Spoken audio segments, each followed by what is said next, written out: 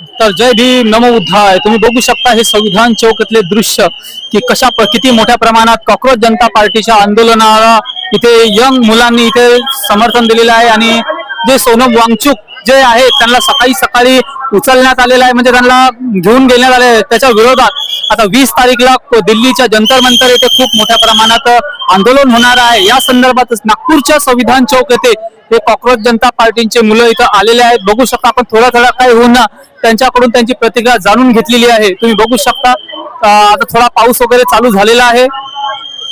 Shift चालू हुई है, तानाशाही चालू हुई, इस तानाशाही को खत्म करने के लिए मेरे ख्याल से ये आंदोलन हो रहे हैं और ये आंदोलन जितने ज्यादा होंगे उतना अच्छा है। क्योंकि मेरे को ये एक चीज समझ में नहीं आ रही है कि ये सरकार चाहती क्या है। लोगों ने आत्महत्या कर ली, बच्चों ने आत्महत्या कर ली है, सोनम वांगचुक को सवेरे सवेरे उठा के लेके चली गई है। तो ये लोकतंत्र अगर बोला जा रहा है तो लोकतंत्र की हत्या जो बोलते थे ना, वो आज देखने में आ रही है कि लोकतंत्र की हत्या क्या है।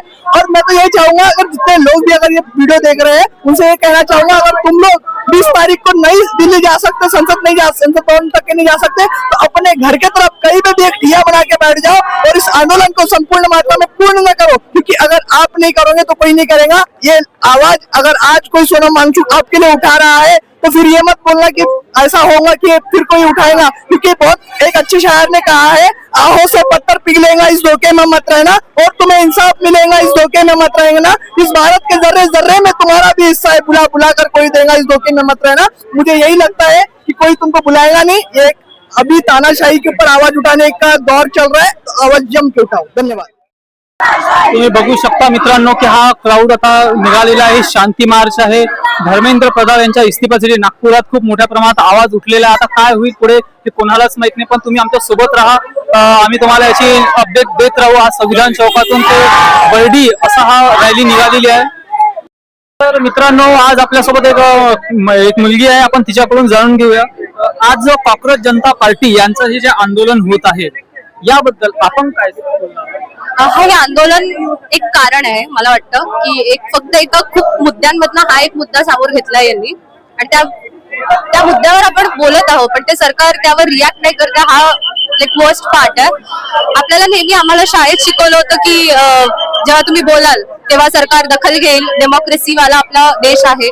पण त्या डेमोक्रेसीलाच आता सध्या डेमोक्रेसी म्हणजे लोकशाही सध्या धोक्यात आलेली आहे आणि डिक्टेटरशिप मला वाढताना दिसत आहे. खरं तर जर्मनीतल्या लोकांना सुद्धा डिक्टेटरशिप तेव्हाच कळली होती जेव्हा देश त्यांचा खराब झाला.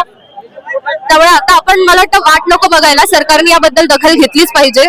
आणि सरकार जर यावेळेस दखल नाही घेणार तर काय समोर काय होईल या देशाचं? मला वाटतं आता सगळेच आवाज बोलायला लागलेत आणि यापेक्षा मोठं अजून काही होऊ शकत नाही. आपण वोट देतोय, वोट चोरत आहेत. खरं तर सरकार जिथे आहे, केंद्रात सरकार आहे, पण त्यांचं काही उरलंच नाहीये त्यांचं काही मत. आपण बोलतोय, ऐकायला खाली नाहीये.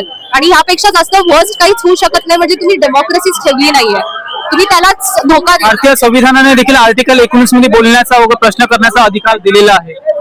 आणि ह्यांनी ते बघितलं तर लेटेंट मध्ये सुद्धा यांनी 2 दिवसात दोघांना जेलमध्ये पाठवलं. आणि इथे याला राजीनामा देऊ शकत नाहीये. हा म्हणजे खूप खोलपर्यंत गेलेलं हे करप्शन आहे. ह्यावर त्यांनी रात्रीच करायला पाहिजे होतं. म्हणजे पोरांचे जीव जातात, त्यांचे पेरेंट्स डिप्रेस्ड आहेत, पोरं डिप्रेस्ड आहेत. माझी फ्रेंड ही सुद्धा नीट दिलेली आहे.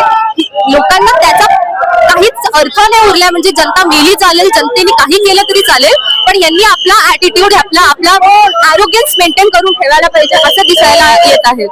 सोनम सर सुद्धा एवढ्या दिवसांपासून हंगर स्ट्राईकवर आहेत, पण त्यांना अशा पद्धतीने उचलून घेऊन गेले, पांढऱ्या चादरीत लपेटून घेऊन गेले. हे म्हणजे इनह्युमन ऍक्ट आहे त्यांचा. आणि सरकार खूप खोटारडी आहे.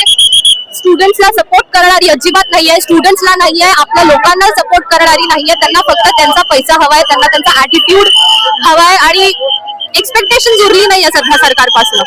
थँक्यू.